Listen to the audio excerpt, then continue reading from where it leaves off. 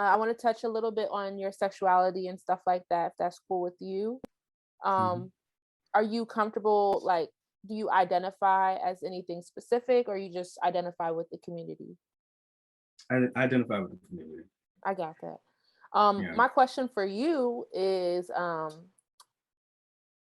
did you ever keep in touch with Jameer?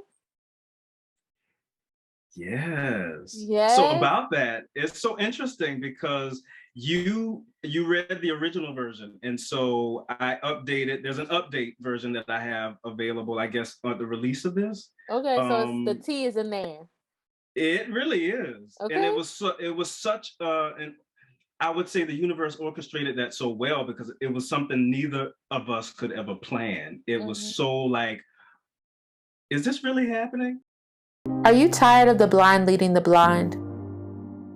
Are you ready to escape the 9 to 5 grind and build a life that truly makes you happy? Are you ready to build generational wealth for you and your family? If any of this sounds like you, then breathe easy, because you are exactly where you need to be right now. A wise man once said, "When the student is ready, the teacher shall appear." So have faith in what I said and follow the path. My name is Khadijah Lashaun, and I am the Black guidance counselor that my community needs. I'm a strategic investor and CEO. I make money in my sleep, and I teach others how to do the same. I share my knowledge, talents, and resources with others.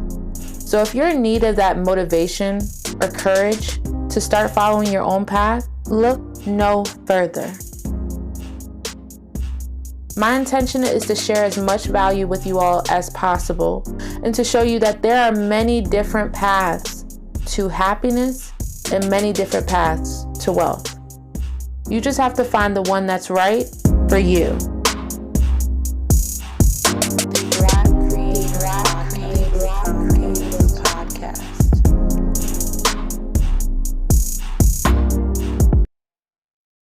Hello, everyone. My name is Khadijah Lashaun, also known as your Black guidance counselor. I'm here to guide you to the resources that you need.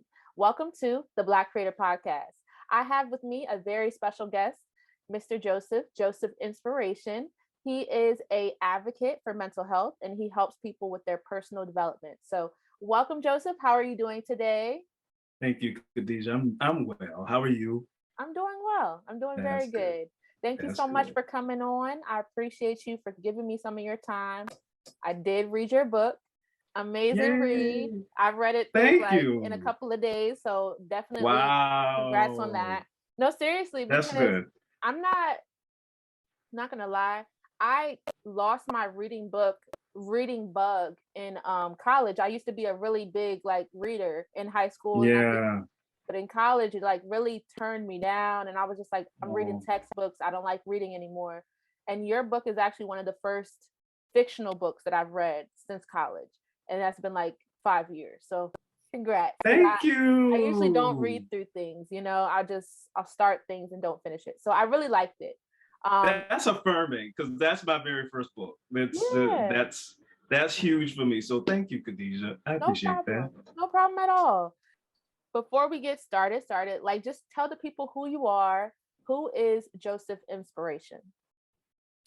Well, my moniker, my whole name is Joseff McKenneth. And so Joseff Inspiration, it was birthed from, I guess, my desire to share my story and share my insights and share what I felt like I knew to the world.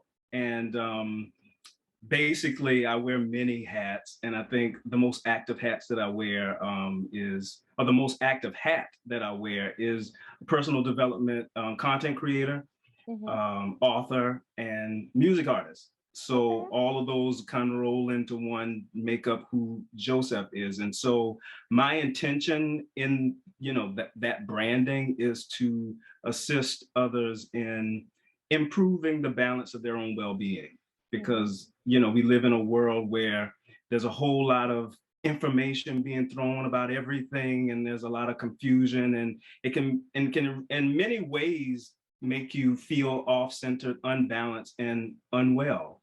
Mm-hmm. And from my own story and from my own personal experience, I thought it's a moment for me to just really stand in my power and be of assistance. And so that came about, and that's really been my driving force, specifically now. And I think from that, I created this whole book, A Liberated Son, a novel inspired by true events. And all of that kind of sums up just who I am and what I have to offer to the world in a way that I think is different. I would say that it's different. It's a different approach. And that's what I felt like it was time to do it. So yeah, It's all about inspiring, and it's all about empowering and uplifting and enlightening. So yeah, and I'll just share with the audience how I actually found you. It was like a TikTok I came across, and it was just you telling people to like just breathe, take yourself out of survival mode, and that really resonated with me to the point that I reposted you, and like people were really like connecting with it. It was just like, wow, like, because it's like even the way you speak and your voice is just so calming and peaceful. It's just like, like woosah, like, and I'm glad that you're taking the time to inspire people, because I know that's not the initial route that you wanted to go. You were initially like, I know you still probably are still pursuing the music route, but like with the Black Creator Podcast, the idea is that we're not just one thing. We have multiple gifts. We have been blessed with many gifts, and it's up to you to develop them, So I know that you're a great singer. You went to NYU, that's one of the schools I really wanted to go to. Bruh, you are strong, okay? Really? You are strong, because I'm just saying that experience where the dude, your professor, was really racist and trying to hold you back from getting your degree. I was just like, you are stronger than me, because I would have popped off. I would have. You are so calm. You are so. Yeah, that was an intense. That was intense. I'm just like, I'm glad you don't hold no like bad energy in your heart, because I know how it can be. But when you don't heal those things for yourself, you're kind of carrying that burden on you. So I understand. So I'm proud of you for finally going through and getting your degree. That's good, even though they was really trying to hold you back. Thank you. What is their issue? Yeah, it was intense. Well, it's a number of, it can be a number of things. And I think because we live in the dominant culture where we as Black identified people aren't the dominant focus point, it's almost like we have to fit under whatever their dynamic is. And having just an awareness of that on my part allowed me to remain neutral in a lot of the spaces that I felt that intense bias and that intense prejudice. And I know I speak for a lot of us in these spaces when, just from that experience alone. And yeah, it's a number of things. And going back to the video, because I think this fits under that, the video that you reposted, which I appreciate you reposting. No problem. The theme or the tone of it came from this space of, we all live under the spell of capitalism, under this patriarchal system. And there's a certain way that, and there's certain rules and regulations that we are subjected to that many times go against the nature of who we really are. And the nature of who we really are, we are, in my experience, we're simply beings of unconditional love. And I think, and I talk about this at some point in the book, where unconditional love isn't so much like I talk about it in the sense of it being a state of being. Many people like to say that unconditional love is an action and you got to do this in order to prove that you love. But unconditional love is not only an action verb, it's an emotion, you feel it, but it's also your thought process. And those things operating in harmony with each other to create a sense of ease and a sense of peace, a sense of joy, and a sense of wellness. And that's what unconditional love is. And I think to the core of who we are all that. And in many ways, we go through experiences in order for that to be more realized. And so So when it comes to just the idea of me having this Zen state and just this peaceful outlook on things, I'm not going to say that it's always been that way. I think I've been able to kind of hold a front for it, but internally it was a struggle. And so in many ways it was suppressed, and so it came out in other ways that I just wasn't necessarily showing on the outside. But to that point, I feel like when we're under the spell of a system that's meant to keep us down, it really kind of clouds the core of who we really are. And I think our mission on this planet is to really let that shine in so many different ways. That unconditional love, Yeah. and our ability to heal ourselves and to heal others. Yeah. I think you're touching on so many different things, because one thing I definitely picked up on what you're saying is kind of like love is not really, this is something I heard somebody else say, it's not really an action, it's a state of being. You know, like love is not a verb. It's a I don't know, it's kind of hard to describe, but it's a choice. You know, you either choose to vibrate on love, or you choose to vibrate on low vibrational things, you know, like negativity. Well, I would say, and not to cut you off, but You're good. I would include it as a verb. I wouldn't say that it's solely a verb, which would make it a state of being, because that's because it's a noun, it's a state in which you operate in which you live in. So you're postured in love, but you also are taking action in that love. And so, but there's so many variations of it. So that's the unconditional sense. But anything that's opposite of that unconditional sense would be a conditional form of love. So it would be separate. So in many cases, some people are performing love. Like, it looks like love, but is it from your core? Is it really your intention? Or is it just you're doing it because this is what it looks good? Okay. Yeah. Okay. And so to that extent, yeah. All right. So let me ask you something else. How long have you been on TikTok? Since the top of 2020. Yeah. Pandemic. Yeah. Like everybody got on there. It actually happened before the pandemic. I got in it. I joined in January of 2020, and everything kind of went left in like March. So I was already kind of like navigating the space in January. So yeah, January 2020. So what was that like? What encouraged you to go in that direction, as far as TikTok is concerned, and what was your intention there? Well, I had no intention of it, but the platform itself growing to what it is now. Like, I literally went there just to have fun. Like, I saw the little TikTok dances and the little TikTok trends, and I just thought, oh, this is fun, this is cute. And I was looking, I guess I was scrolling, because at the time I was on a stage tour. I was doing a stage a show going on tour. We were on tour. And, in our downtime, I just wanted to like scroll and like see what TikTok was all about. And I was like, oh, this is fun. And so I decided to kind of like do something fun, get on and do something fun, just, nothing extreme. But then I just felt the nudge to, start sharing like, inspiration, motivation, because I literally feel more connected when I'm, in that space, sharing insights and sharing inspiration. And so it just kind of clicked. And the more I started doing that, the more I felt like, okay, I can build momentum with this. And so when the momentum built, one of the videos, the actual video that you posted, had a mild viral effect. Wow. And that blew my whole TikTok up.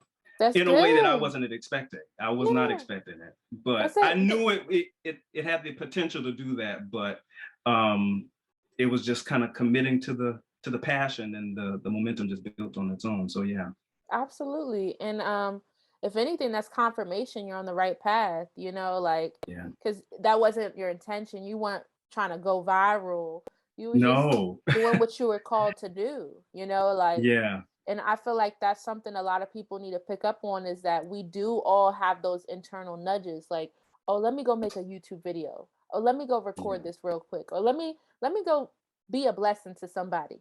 Let me go be a good person for a little bit. We're all light workers at the end of the day. So, follow those nudges, and you never know where they're going to take you, because they took you to I know NYU was kind of like a, all right, I guess I'll go, like, is that kind of Yeah, how it felt? Like, it was like, it yeah, really was. I mean, it was a blessing because you got a scholarship, Yeah. that's pretty darn amazing. Can't beat that. Can't beat that at all. And I think, I had the intention to go viral, but in the sense of the music aspect, Yeah. right? And but the deeper I was able to kind of go within myself, although I love music, I love singing, that's really just a part of my nature. Um, I was drawn to the deeper aspect of things. And I think music was sort of like the surface aspect of it. Okay. And a lot of the things that I wanted to do musically and a lot of the things that I wanted to say musically, I wouldn't have been able to, to me, I didn't feel like I would able to feel nourished by what I would want to say in a song. And because I feel like that has its limits as well. And I think ultimately a song, whatever, a song or music or whatever the case is, you're there to feel the vibe of the music, and the message may hit you. It may. But for Yeah. me, I wanted the message to really land, no strings attached, no spectacle, no nothing. And I felt like doing the videos in the way that I was and sending the messages out there in the way that I was, they were landing in the way that I intended for them to land. And so, That's good. That's good. yeah, I'm glad everything's going well there. Like, I love to see it. I'm just always yeah, I'm a rooter for our people. yes. And I appreciate that. I see your work and I value it and I honor it. And I'm glad that you have invited me into your radar and into your space to really like shine light on this. So yeah, No thank you. problem. No problem at all. Um, Let me ask you, what is your feeling around your NYU experience? Like, were you happy with it? Do you feel like it was worth it for you? Um, that's a loaded question, but no, overall, it was a worth it experience because I got to explore layers of myself that I probably would not have had I not gone. Mm-hmm. And that, to me, was all the more worth it. And so if someone were to ask me, or, I personally, I wouldn't suggest that, oh, you should go to NYU if you were thinking of a school to go to, or if you were thinking of a space where you can like grow. And I'm not one, just on a personal note, like I'm not one to suggest anything to anyone in any capacity. However, I can only really share my experience and what I've gained from it, and allow that to be, I guess, inspiration for somebody to want to go there. But there is a lot of like spectacle around NYU because it's an Ivy League kind of a school, and it's very much top tier in terms of institutions, education.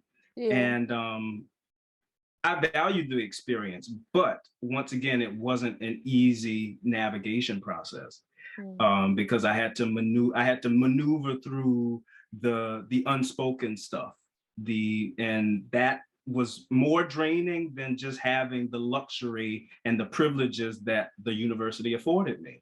Mm. And ultimately, my peace of mind was what I was after. A feeling of safety, a feeling of home was what I was after. And to some degree, I didn't feel that at NYU. Mm. And so in not feeling that, I was able to kind of dive deeper into parts of me that was like, okay, well, what aspects of you must be resolved in order to really manage situations like this a lot better, Mm. or in order to be more discerning of how to navigate and move easily through situations where there are extreme challenges that are beyond your control. Yeah. And so it really kind of expanded my awareness. And I think that ultimately was what I really wanted in the experience, was just to have my awareness expand and just kind of get me out of the box that I was in my hometown in Yeah, South Carolina. So yeah. absolutely. So it's bittersweet, I would say. That would be my experience of NYU in Okay. short words. No, I get that. I get that. You take the good with the bad, you know? Yeah. It's not lollipops and daisies, but No. you got what you got out of it, you know? Yeah. And I have nothing ill to say about anyone there. And that's one thing that I want to make clear in terms of when there is that kind of challenge, for those who read the book, about my New York University experience. I think for me, that would be a way of saying, okay, this is what you have to look out for when you're in a space where you're not really the majority and you're really the minority in the space. And so don't take it personally. And I think that's another thing that I had to ground in myself, not to take it too personally, even though it may feel personally, even though it may feel personal in a lot of ways, but ultimately it really is just how people are programmed. Yeah. And you can't, it's not your responsibility to force them to change that. You're only there to really be and express yourself so that your light can shine, or at least you can be who you are and maneuver through it in a way that can, where you won't have to deal with that again. So, and allow karma to do its thing. Absolutely. So. Absolutely, because karma's working, man. They go and get it one way or another. And Oh also yeah. angels be working too. I'm just saying, they be fighting your battles and everything. So leave it That's be. where the peace comes in. Let it go, But okay, so just for anybody wondering, you did major in music. So like just tell me a couple of your favorite classes that you took as a music major, for anybody who might be considering going down that path. Ooh. Well, I wouldn't necessarily say I had a favorite class, because every class was sort of like theory and fundamentals and history, and Oh like no. it really any music program is very intense. And I think from the outside looking in, a lot of people think that music is, oh, it's all fun. You get to sing your songs if you're a singer, you get to play your instruments if you're an instrumentalist, but it really is like academic work. Like you really have to use you put on your thinking cap, because there's a lot of theory and there's a lot of like math and science involved in music. And so it really is intense. And most people in their first year, I remember my first year in the music program, it was a pretty big class. And by the end of the first semester, it was cut in half. Like cut in half, because it was such a challenge, and it was such like, and it was so intense. And it's good to have the skill already before you enter into the music program. But even if you're not skillful, if you have a sense of math and science, if you have a sense of just how things go together, how things work, then it'll be easier, or you'll be able to fit into the academic side of it. But the joy of it is the programs usually host concerts and productions that you get to participate in as a way of just like letting off some steam and having some fun. But also too, many times the classes can be, like depending on the school. I don't know how most schools and their schedules work, but you take a really huge workload when you're in a music situation. And if you are not only a music major, but if you are venturing into education, then not only do you have the music side of it, but you have the education side of it. And thankfully for me, I could use the music side and still venture into education if I wanted to. But then the education side would give you will give you a little bit more credentials, and you'd have to, perhaps be in that program a lot longer than 4 years. Oh, no. And so I didn't want to spend a lot of that time like going after the education side. And because one, my whole purpose of being in the college in the first place was because it was a backup plan. Like I Yeah. had I had dreams of being a major recording artist, and some of that fell through when I graduated, when I left the university. But Mhm. overall, my sights were set on something else. But for anyone who is considering going to school for music, going to a college or university for music, be mindful that it is academics mostly. So you Okay. have to put on your thinking caps and brush up on your music history, brush up on your music fundamentals, and you'll be okay. Okay. That makes sense. I understand that because I was a film major in college, and a lot of it was theory and just history and Mhm. all the stuff that you don't really want to Yeah, know, it's just like, okay, absolutely. okay, this is not what I wanted to do. I just wanted to make movies all day. What are we doing? Like, what are we doing here? All right, so I want to switch gears a little bit. Mhm. I want to touch a little bit on your sexuality and stuff like that, if that's cool with you. Mhm. Um, are you comfortable, like, do you identify as anything specific, or you just identify with the community? I identify with the community. I got that. Yeah. My question for you is, did you ever keep in touch with Jameer? Yes. So Yes. about that, it's so interesting because you read the original version, and so I updated. There's an update version that I have available, I guess, on the release of this. Okay, so it's the Um, T is in there. it really is, and Okay. it was such and I would say the universe orchestrated that so well because it was something neither of us could ever plan. It was Hmm. so like, is this really happening? Because this was the we reconnected after I released the original version of this of Wow. A Liberated Son. Wow. And yes, and this was way and we had not spoken to each other in years I or don't know. seen each other in years. I could just tell by the way you wrote about him that that was just like that's unfinished. That's an unfinished story right there. Like I Yeah, felt like there was something more because it just feels like I could tell that, you can tell when the feelings are mutual, when it's not yeah, like, oh, it's one-sided, but the negative Nancy in you is always just like, no, well, it can't be. They could never like me, or all that stuff. So yeah. I'm glad that y'all kept in touch. That's good to hear. I actually want to know what happens next with that. So I'm not going to ask too much more about that.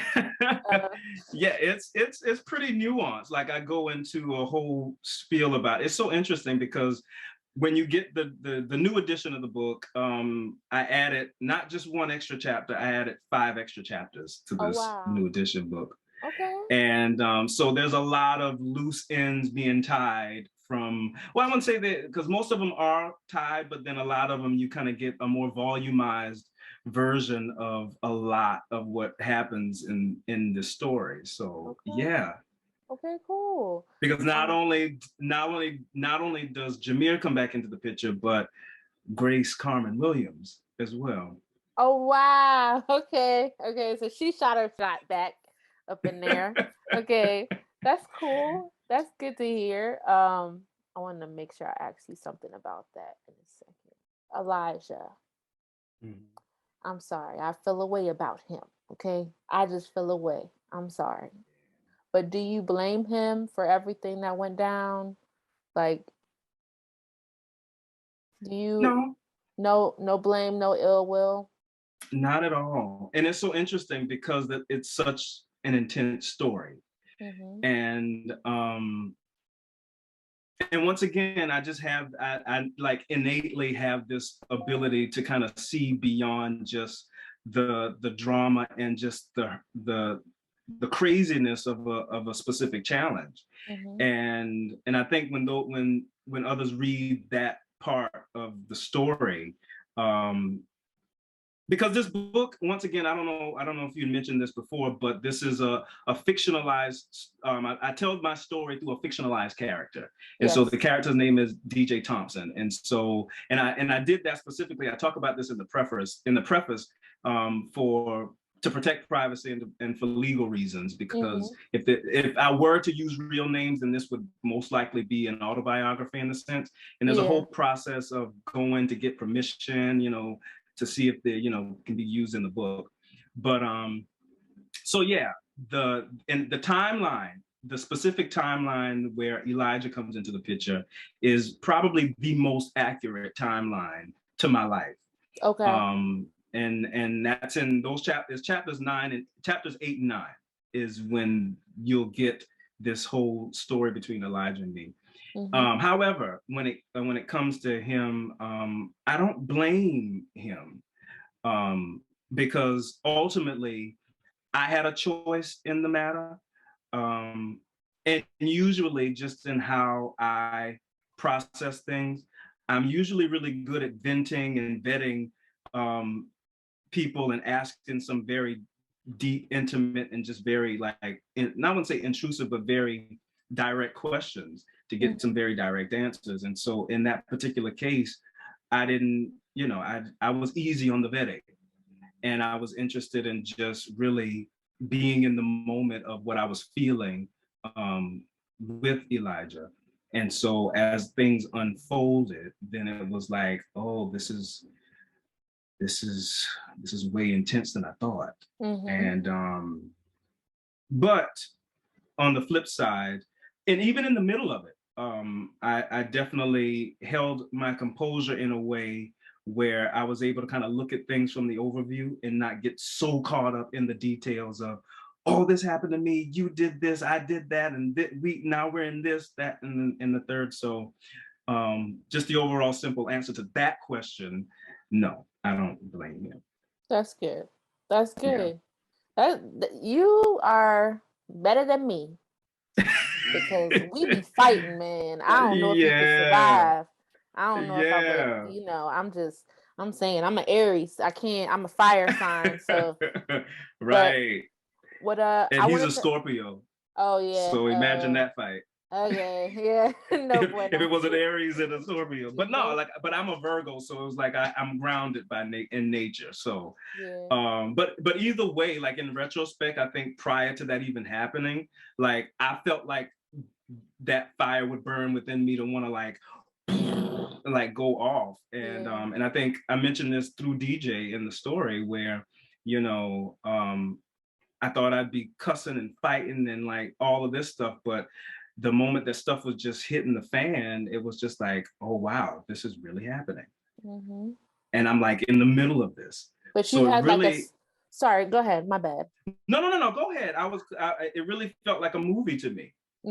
Like it wasn't really your life, like you're watching it from the outside looking in. Like I was slightly disconnected in that way, but I knew that this was my experience, and I was like, oh my gosh. And I'm thinking like this is something that I would see in a movie, and but this is like real life for me right now. Yeah, that's how it be sometimes. Yeah. Let me ask you something. Did your mom ever read your book? No, but I did tell her about the book. And where I was in terms of what I was doing, in terms of my advocacy work. And so whether she reads it or not, I don't know. We haven't really had that conversation. I understand. So, okay. How do you personally detach spiritual or energetic ties to people who no longer serve you? So interesting you say that, because I also have another book. It's a short read. It's a short, and I was excited about it because when I released it, it went straight to #1 on Amazon, Amazon self-help short reads list. Congrats! And thank you. The name of the book, as a matter of fact, this is a short plug for it. I'm gonna reach over here. Just give me a second. You good? Okay, so the name of the book, it might be backwards. It's called To Heal or Not to Heal. Okay. how to gain inner balance to create outer harmony. And so in that book, I mentioned a very personal mantra that I use in terms of releasing and removing energetic cords when it comes to just that sexual emotional attachment to someone that really has that's really dense and that's really like toxic, for lack of a better word.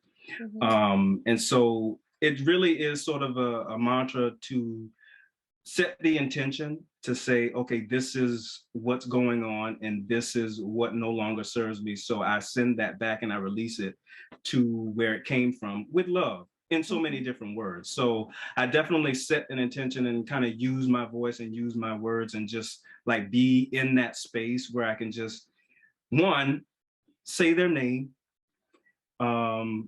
say what the cause is, and say what has to go, and then invite what I really want into my space. And so it really is just like setting the intention and allowing that to kind of, and allowing the magic of the universe and just the power of God to really allow what's for me to show up for me. So Absolutely. And I just want to touch on a little bit. You mentioned in the book how you believe God is like your higher self, like you are God and you are your master creator and everything. What like made you come to that resolution? Just exploring different beliefs and philosophies. Because I think growing up in the Black church, there is, you know, you reach a glass ceiling, and there is a specific picture of God that you're being taught in that system. And I want to preface this by saying that I have nothing against, I hold no grudge or anything against any religion or even the Christian religion. I'm not one of those people, because there's truth and wisdom in any belief system. Otherwise, there would be nobody believing in it. Yeah. However, just in my own research and in my own experience, I was able to expand my awareness of just what that felt like and what that looked like for me. And so even in my history in the Christian church, I'm able to put that into an expanded awareness and really reconcile what I felt worked for me and just unsubscribe from anything that didn't. And so that's really how I kind of came to that I guess knowingness, Like an inner because knowing. yeah, and I mentioned that God is really my intuition in the book a lot, like, you know, my inner voice, my inner wisdom. And I refer to God in that sense because when we use God, a lot of the times it's a loaded word, and people's picture of God is so varied, and it's not always the best picture, because when you do mention the name of God or you mention any deity or any religious figure, it brings up mixed emotions. But using Audio just randomly cut out. I'm so sorry. oh, You were right in the middle. I can hear you now. Can you hear me? all right. Is that You good? better? Yeah, Yeah. I can hear you. You were saying how, sorry for the interruption, guys. We had a little bit of technical difficulties. So, you were mentioning how when you bring up the word God, it brings up mixed feelings and how, you know, you believe God is your intuition and that Yeah. you have no ill will towards any religion or belief system. No. And yeah, and so to the point that the name of God is such a loaded name because many people's picture of God is so varied. And because it's so mixy, because the name itself, the word itself carries what I like to call split energy, meaning it could be used for something good and it can be used for something not good.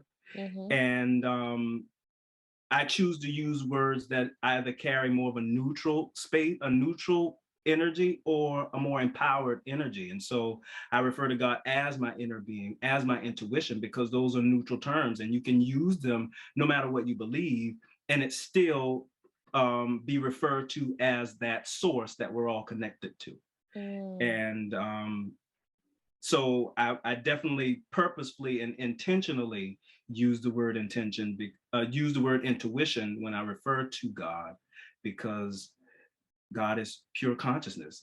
God is unconditional love. It's not subjected to one specific person, place, or thing. Mm-hmm. It's And everything. it's Yeah, everything. it's everything. I agree with you completely. Yeah. Okay, cool. Do you, okay, so you mentioned something about different experiences you had with anxiety. Mhm. So are there any like techniques or practices that have helped you relieve anxiety or depression? Um Yeah. I have a whole course on my okay. website where I go into um, a lot of like practical methods that I use, and one of the biggest methods to start the journey toward um, neutralizing the symptoms, because ultimately, if you're someone who experiences severe panic and anxiety, then sometimes the episodes can come out of nowhere. You can just be randomly sitting and you'll feel like this weight, and it's just like, oh my God, what's happening to me? And ultimately, that's a result of a lot of like fear-based patterning subconsciously that's really kind of coming up and you don't even realize it.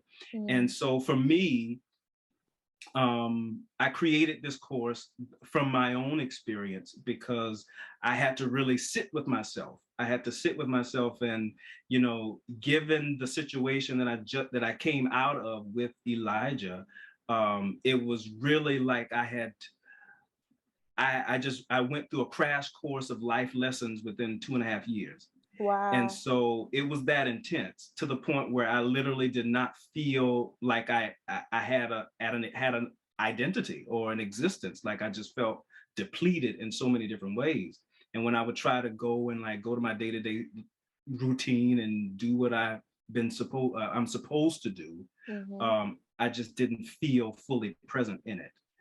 And so I had to sit with it. And in sitting with it, I developed or researched a lot of like cognitive therapy methods. And it's so interesting how this gets overlooked a lot in terms of just how we think about things, Mm-hmm. which is why I'm so cognizant and so mindful of my word choice. I'm so mindful of what I choose to think about, and and I'm very mindful of how I feel when thoughts show up, Mm. because they really can dictate what you do and how your day or how things go. And so one of the methods that I've used, which I talk about in the course, and the course is entitled "Heal Your Panic and Anxiety Naturally."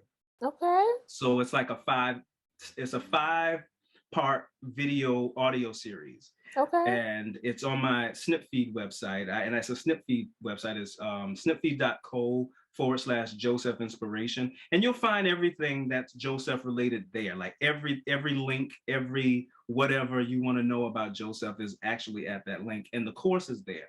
So Okay. in the course, I go through a 7-step question system where I encourage those who are very serious about their well-being to really sit and think about these specific 7 questions and write down a very specific answer for them, something that you can repeat and say to yourself every day to have that process into your subconscious. And the first question that I encourage people to ask, or individuals to ask, is, what makes you happy? What are you happy about? Mm-hmm. I definitely invite them to consider to not make it materialistic. Make it something that you can feel, something that you can enjoy, and it not be something physical.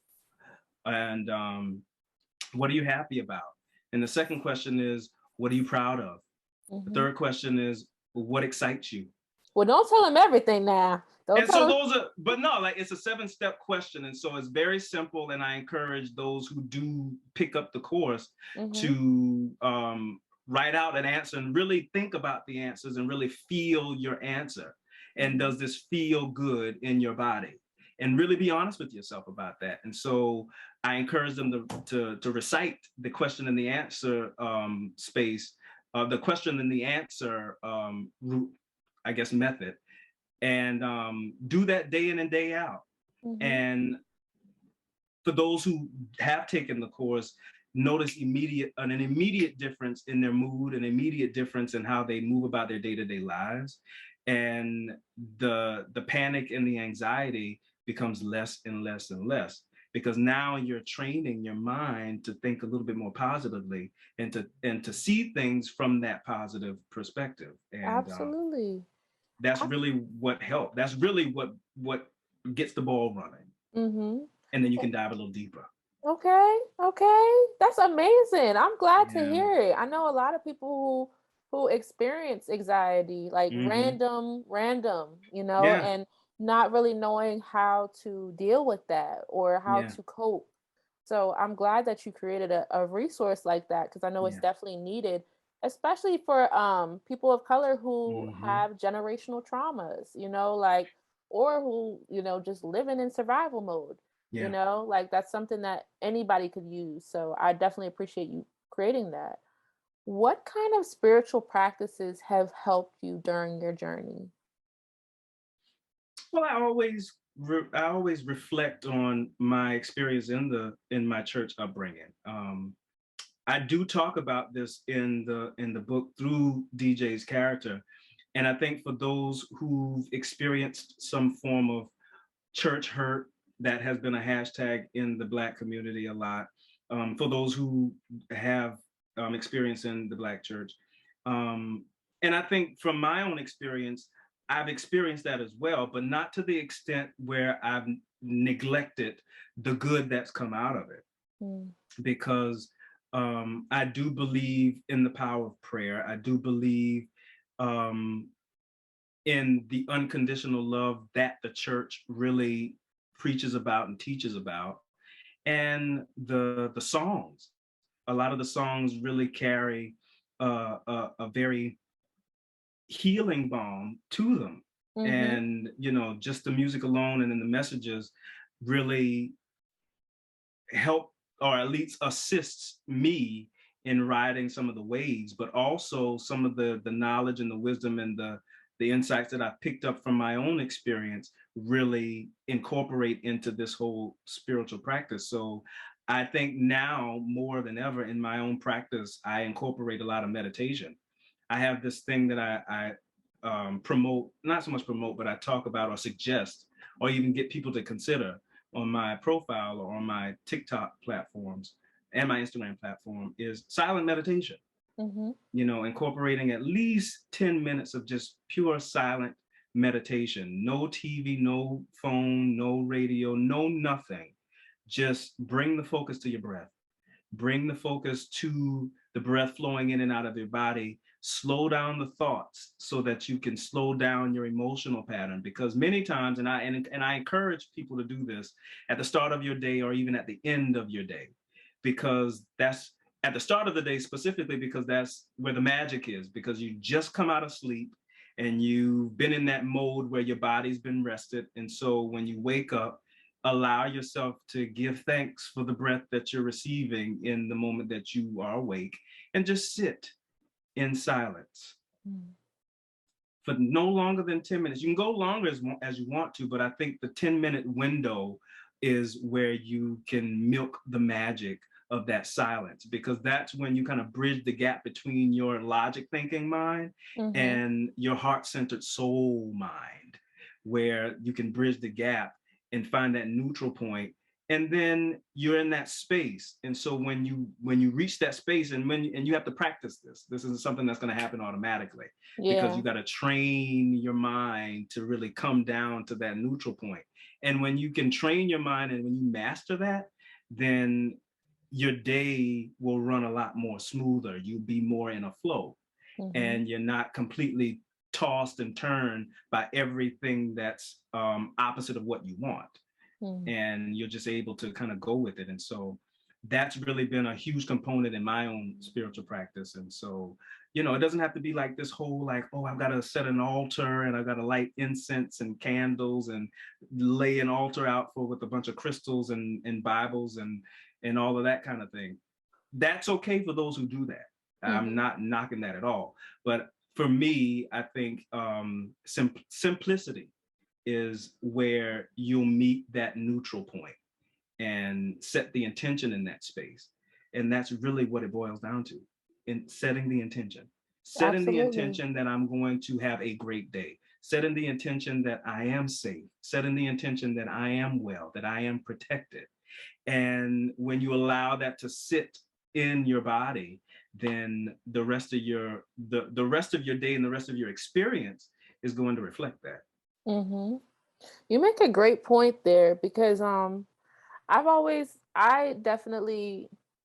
have a battle with meditation. I try my best to continue to do it, but I do find myself sometimes like not having the best meditation because I'm not taking the time to slow down and stop, just really focus on my breath and not focus on anything else, because that's the thing, is that it's getting your mind to stop for a second. Well, that's the thing. Your mind's not going to stop.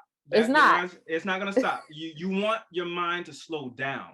You want the thoughts to slow down. And when you can train, and this is why it takes practice, because if you're someone who is active, if you're someone who is going, and that's your nature, then you want to allow yourself to be still enough to where, one, you can slow down the thoughts so that, one, you can choose the ones that you want. Just choose the thoughts that will reflect the joy that you want. Choose the thoughts that will reflect the peace that you want, so that it won't be such a difficult and a challenging task to get to when you want that peace, when you want that joy. So that, one, if something hits you and it's like opposite of your joy, you won't be in that trigger, you won't be in that anger, you won't be in that frustration longer than it takes for you to get back to that joy again, longer than it takes for you to get back into that peace, because you're in this balancing act. Like I like to say that life is a balancing act because it gives you an experience. Life will give you an experience, and that experience will give you a challenge. And challenges are inevitable. We're not gonna be avoid of them. We're gonna have them. And so we're teetering this line of the challenge between succumbing and being overwhelmed by the challenge, or facing them and overcoming them, or repeating the lessons of the challenge, or resolving and learning the lessons from the challenges. And so we're teetering that line. And sometimes we'll lean more toward the repeating and the succumbing. And then other times we're leaning more toward the overcoming and the learning. And so we've got to honor both sides. And that's really where it boils down to, in that space where you kind of are grounded in your body, and you are like, you're practicing and you're mastering this art of just being still. Because when you're able to be still, you're able to keep still when things aren't going your way. And that's really something you've got to practice in order to get better at. So absolutely. Because I know for me, like, there have been times where I actually had to do guided meditation so that I could learn how to do it, how to train myself, because it's like when you're going through those challenges, it could be financial, it could be you just found out the world is going to end, like you just gotta find that way to still protect your peace and relax yourself and realize that you are still okay. In this moment while you're meditating, everything is going to be okay. You are still protected. And that's why I don't knock any method of meditation, because anything can be meditation, really, because meditation is a state. Like, and I think people kind of have that confused sometimes when they see people doing yoga, they say that, oh, you're meditating. And yoga is just a tool for meditation, a tool to get to that meditative state. I could be singing, and that's a form of meditation. I could be dancing, and that's a form of meditation. But like I said before, like the one that I feel like works for me is when I'm able to be still and in my body, because being still allows you to be more in your body, to be more present with what shows up. Absolutely. The pleasant things that show up and the unpleasant things that show up. And you're able to be there and treat both feelings, both aspects, both emotions equally. And so when you can treat the unpleasant things that come up in the same way you treat the pleasant things, then the bliss, the peace. Mm-hmm. You're not tossed into the details about what's unpleasant. You're not overwhelmed by the details of what's even pleasant, because sometimes that happens. Yeah. Something pleasant could be happening and you're like, oh man, I'm overwhelmed, and you can't enjoy it. And so you want to be in a place, in a neutral place in your body, where you can hold space for the pleasantries. You can hold space for the unpleasantries. That makes complete sense. That makes But it takes complete practice. sense. It takes Absolutely. practice. It really does. But you gotta be gentle with yourself in the practice, so that it can be more natural when you'll feel it. You really would. I do. I agree with you there, because I feel like once you are in the flow, everything is just like, oh, I know what to do. I know what I need to do. Chef I'm good. kisses. You know, like, oh, this happened. Oh, okay. You know, Yeah. like, you know, like what something would have really thrown you off course before, you're like, oh, I'm gonna just skirt around this obstacle real quick, you know? So I got you. All right. So, is there a book tour in the future? I would love for that to be the case. Yes. I would absolutely love that for that to be the case, because I feel like this is something worthy of a bigger and a wider reach. Because, and I'm not saying because it's just my work, and I think this is, and I'm saying it mainly because I feel like the work itself is bigger than me. And this is the first time I've been able to say that and really mean that, because a lot of the writing and a lot of what kind of flowed through me in writing this really was bigger than me. And I definitely felt assisted in this. I felt carried through this, because it was, I never in my mind would I thought I would ever write a book at this point in my life. I thought if I were to write a book, it would be later on in my life and I would have somebody do it for me. But never did I think I would actually put pen to paper and really do it myself, like a whole novel. And this was probably the most aligning creative venture for me.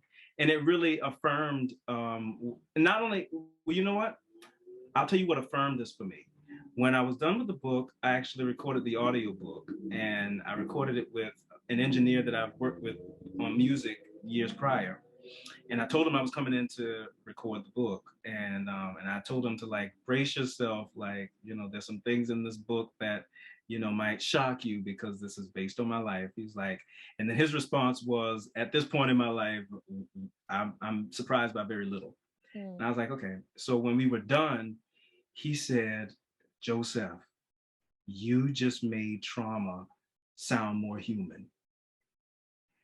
And I said, that was profound to me for two reasons. One, it affirmed what I felt my intention was for this book.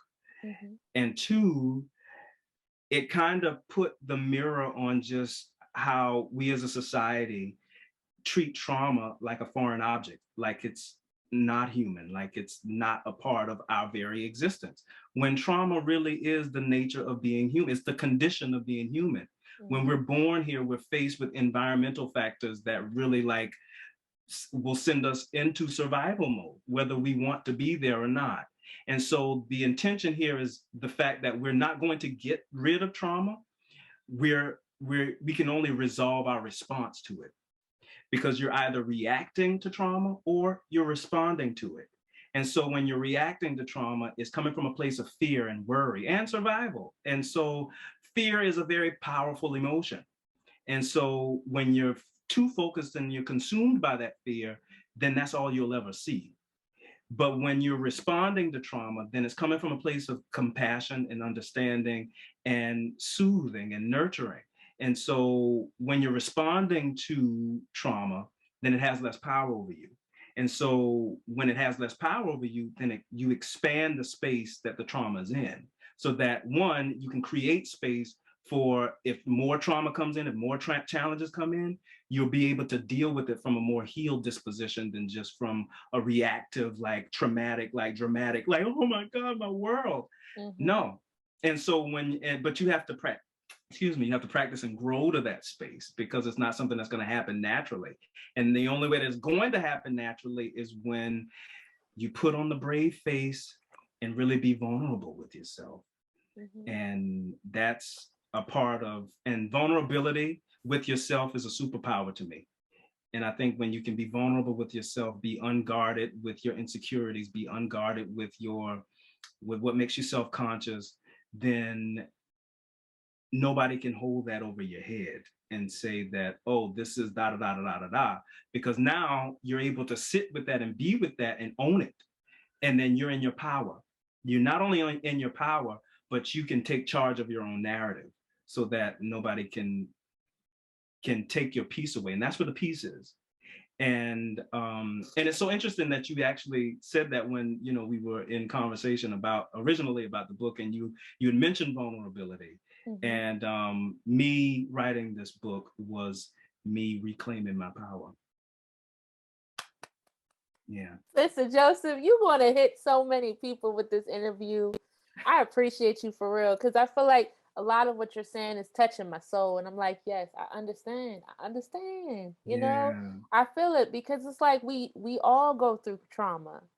And the biggest part of it is like accepting what happened, you know, just accepting it. Like, it is what it is, you know? It really is. And you can't change things once things are done, you know? You can't go back in time. But accepting it is probably the biggest step, because it's like a lot of people want to pretend like things didn't happen, you know? Right. Or like, oh, I don't have to acknowledge this, or like, I don't have to. But really facing it is, like you said, your superpower, because once you're able to face it, nobody can use it against you. So you are onto something there. Okay, we have no problem. We have 1 more minute on this thing, so let me stop it and start it one more time. I only have a couple more questions for you. Go ahead. Okay, give me 1 second. Okay, what are some things that you had to change or reduce to become your higher self?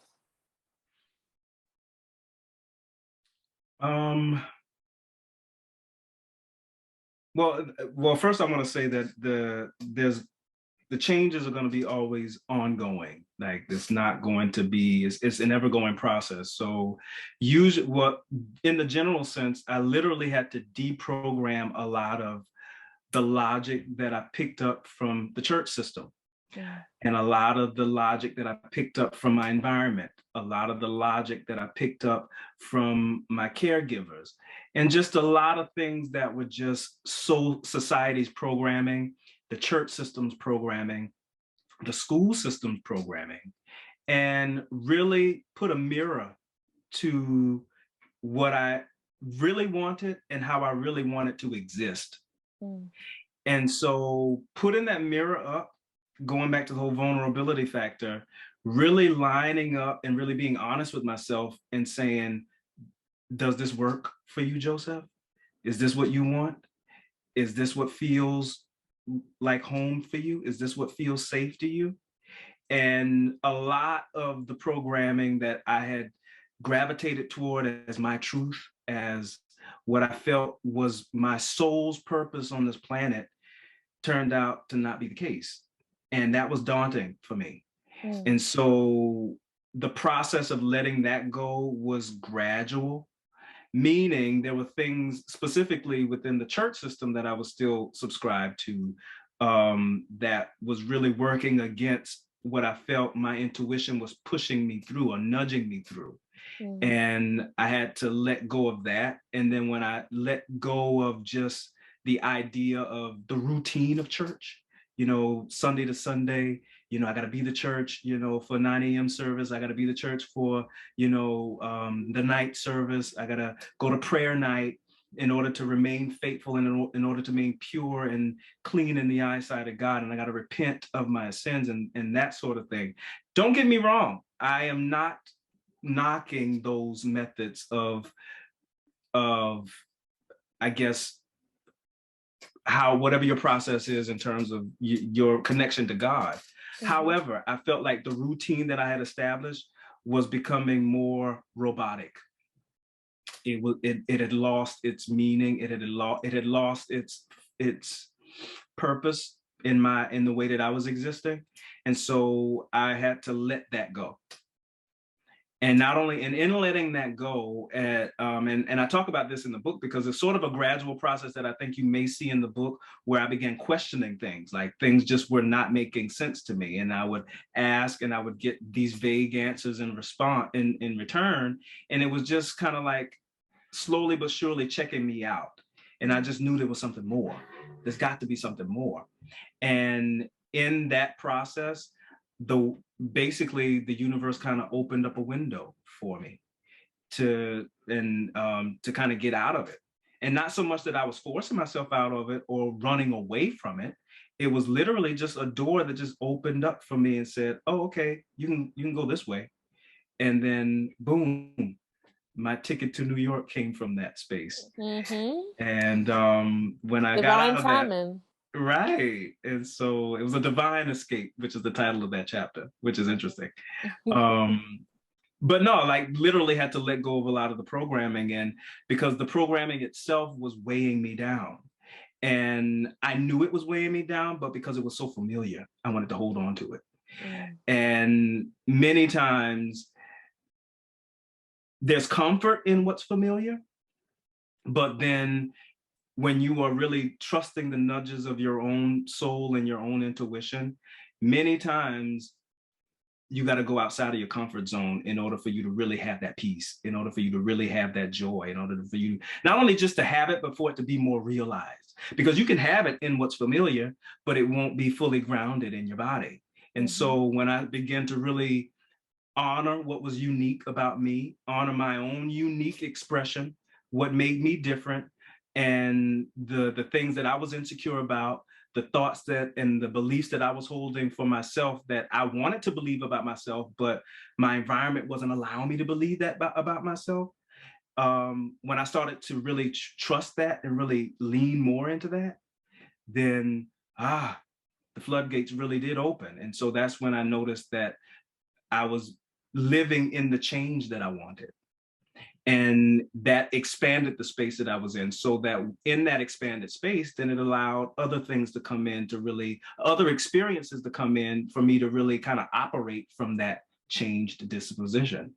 And yeah, and I'd say, and to your question, it's just like, when you are embracing that change, then you are really bridging the gap between your human self and your soul's self in every change that you experience. That makes sense. Yeah. That makes sense. Okay. I'm gonna ask you a little bit of a deep question. Do you feel like there are angels watching over you? Do you feel like you're connected to your ancestors? Do you feel like they're rooting for you? Well, it's interesting because I'm very careful with using those terms, although they carry a very empowering tone. However, like the whole idea and just the whole notion of using the word God, I'm very careful of using the word angels or the word ancestors, because honestly, it's a part of the same conglomerate of consciousness that we would call God. And when we begin to kind of explore the nature of our own dynamics, because ultimately we are all multidimensional beings having a human experience. And so when we look outside of that, when I see you, I see me. When I see the cat down the street, I see me. When I see the actual cat that's a pet, I see me. There's a version of God in every single thing and in every single being and every single entity in our existence, if we dare to see that. And there's God even in the thief. There is God even in the murderer. And when we can get past the identities, when we can get past the gender, we can get past the sexuality, we can get past a lot of these human logic things, then we can see and really honor and embrace the oneness in everything. Because those who've gone on to the other side, to the non-physical world, we would call them ancestors, but they're just an extension of who we are. We would call the angels, whatever we want to call them. anything that's in the non-physical world really is an extension of who we are in this physical world when we choose to see that. And this is where the whole mind and the mind shifting process comes in. Because when you begin shifting your mind to more of the positive thinking space of how we exist, then we'll see the ancestors, we'll see the angels, we'll see them all as one embodiment within us. Mm. And I know I just got a little deep with that and got a little woo-woo, but ultimately what I'm saying is I prefer to use, even when I'm talking to any outside entity beyond myself, if it's a positive form of something, then I look at it as an extension of my intuition and my inner being, because it's me. Like I said, when I see you, I see me. And when I can connect with the you, and when I can connect with the God in you, I connect with the God in me. When I can connect with the ancestors in you, I connect with the ancestors in me. And that's literally how it is. And I think I choose not to use those terms because it's so easy to get caught up into a list of regulations and what each thing means. And you don't want to get too caught up in the details of it. You really only want to honor what it feels like. And since we're all positive, we're beings of pure positive energy to our core. That's what the unconditional love aspect is, pure positive energy. And when we can tune into that pure positive energy, then we'll be able to see more of that in everything and in everyone and in every being outside of everything and everyone. And that's where the love is. And that's where I feel I draw that strength from. When I'm able to tap into that within myself, I know I'm being looked after outside of myself. I know I'm safe outside of myself because I'm safe within. That's a bar, you know, that's a bar right there. I'm like, connections formed in my mind. Wow. Okay.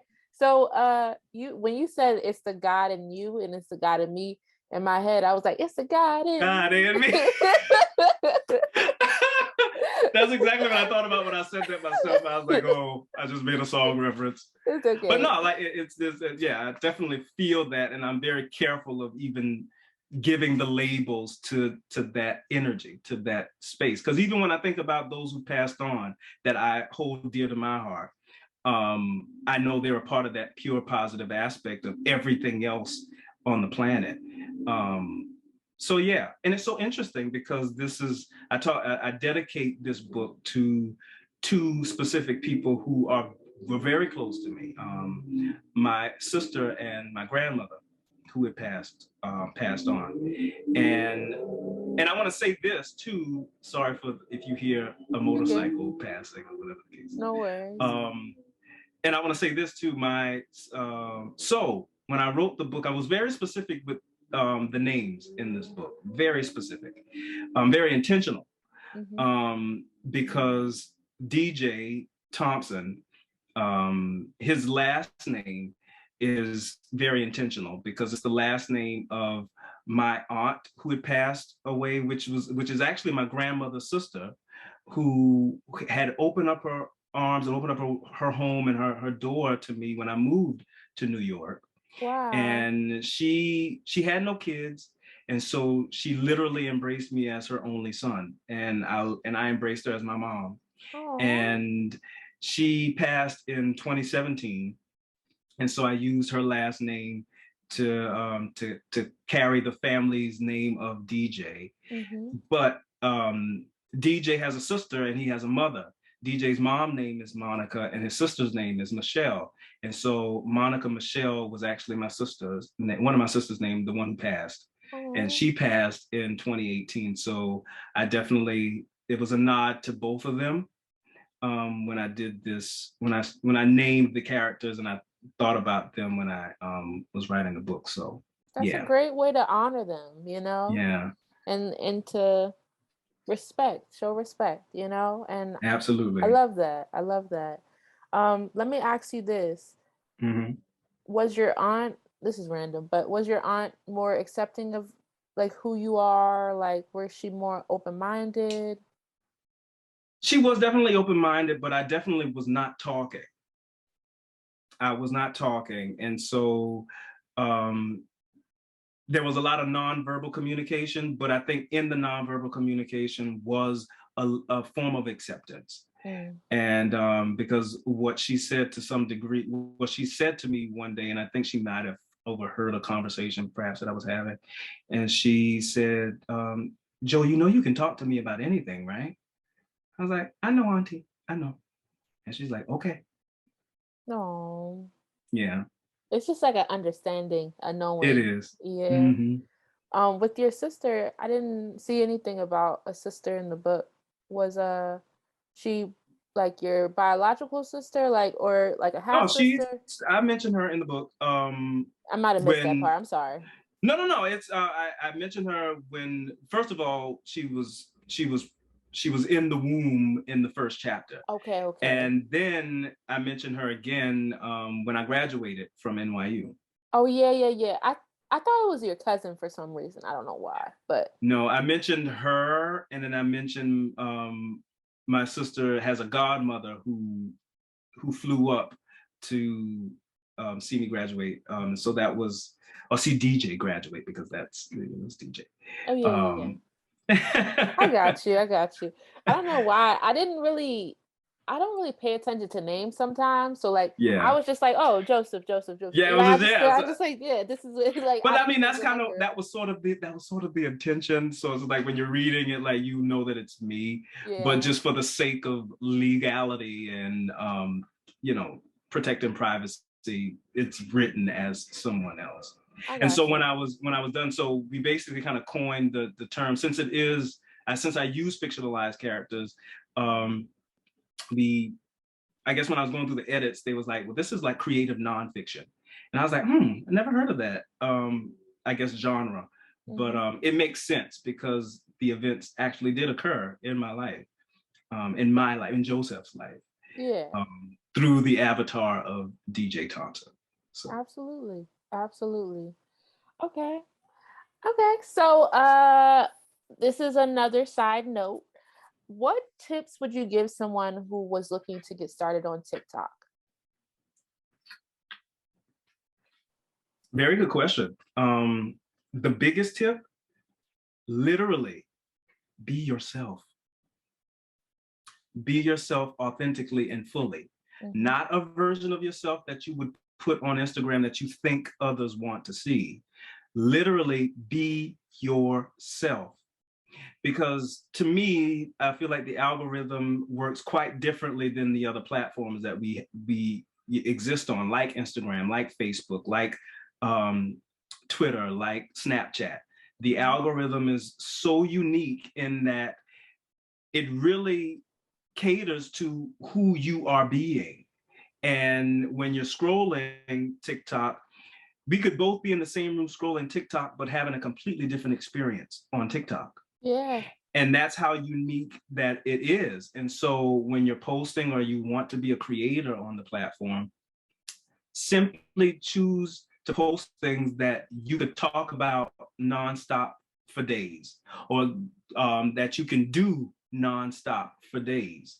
And so there's a community that I've seen just from my own experience. There's a community on TikTok for anybody, really. Mm-hmm. And since my niche, or just, and I don't even like to say niche, but I like to say my tribe would be those who are all about personal development, evolving in their awareness, healing traumas, and that kind of thing. Like that really sits into my core really well, and I'm able to pull from different abstract concepts to really make things more practical for people to digest.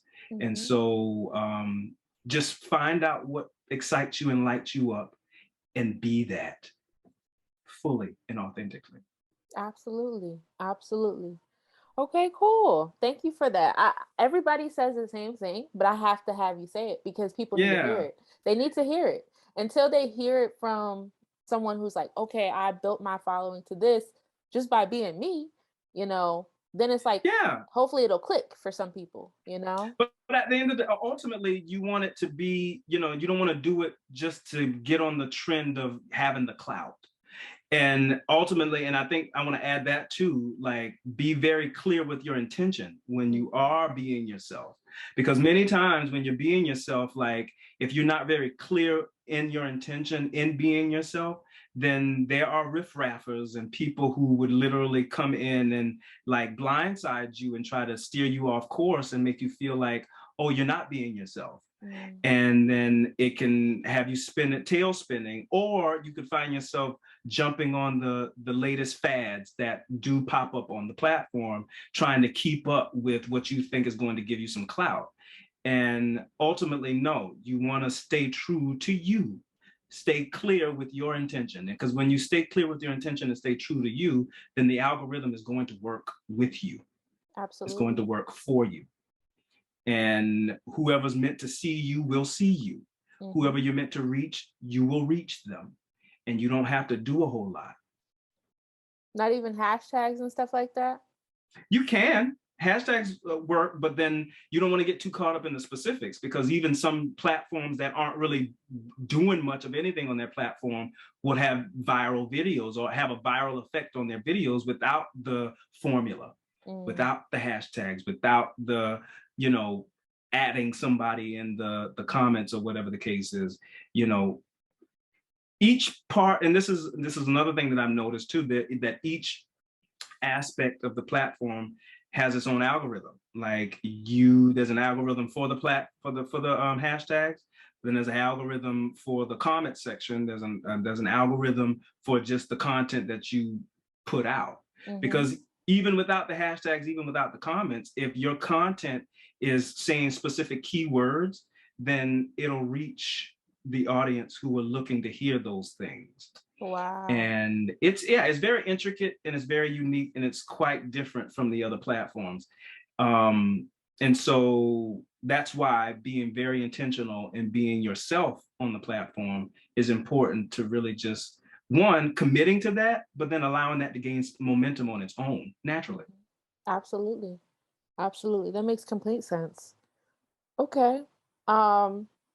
Where will you be in 5 years? Well, that question. It's so interesting because I think since we've all experienced this whole global thing 2 years ago, I tend to not plan too far ahead of maybe 6 months, a year span of things, in the sense of what I want and where I want to be. Okay. Because ultimately I want to be in a space where I am creatively free and I have the financial means to really just sustain that. And I'm actually I'm in that process as we speak. And so I don't know what that's going to look like in 5 years, because in 5 years, it may be something completely different from what I'm doing right now. Sure. And I think because of such, I guess, random changes that can occur within the span of a year, I definitely want to, my goal and my focus and my intention is to be more present in what's happening in the space that I'm holding the intention. And so my intention right now is to really grow my brand and grow and really widen the reach for my story. Absolutely. And allow the universe to do its thing. Absolutely. And it has been. It has been. Yeah, and I'm grateful. I am sincerely grateful. Congrats. Like, seriously, because 100K on TikTok is not a small feat. That's amazing. That's amazing. That's a blessing. I'm appreciative. I really am. I really am. Because it really inspired just me doing this book and really venturing out into authorship. And it was something that I didn't think I would do, but it's so grounding for me now. And because I mentioned DJ in the book, like he had a journal, like he had a private diary, and he would write in it. And so that literally was me. I was always writing. And I just never really think that I would like make it a thing. And it's a thing. That's good. That's good. Okay, only got 2 more questions left for you. It's been a great interview so far. I feel like you dropped so much fire information, so much just clarity has been had. So I appreciate you for that. Thank you. How do the people get in touch with you? Snip feed. I have a snip feed page. It's literally like a linked tree situation, Mm-hmm. but to me, it's definitely more interactive there for me. snipfeed.co/Joseff Inspiration. I'm gonna link it in the description.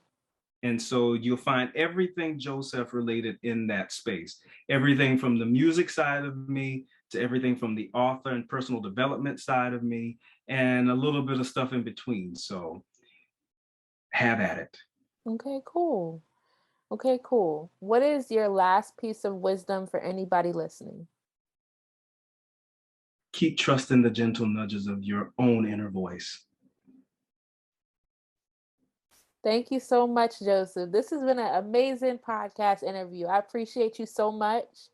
Definitely keep in touch. I Yes. appreciate you again. Thank you for giving us your time. And I look forward to seeing your journey and seeing you prosper. Yes. Thank you, Khadijah, for having me. No I'm problem. also looking forward, since I have the new edition of the book out, we Mm-hmm. definitely got to have a conversation about that when you read that. Absolutely. Absolutely. Absolutely. I'm looking forward to the new chapters. I need to know what's going on. What's going to happen? Like what It gets spicy. I believe it. I believe it was pretty spicy. Pretty darn spicy. I'm just saying. You guys. Yeah, it's completely unfiltered. Like, it was like, yes. So happy reading to those of you who do get the book. Absolutely. Thank you so much, Joseff. I will be speaking to you in the future, okay? Yes. All right. Bye. You have a great rest of your week. You too. Thank you. Bye.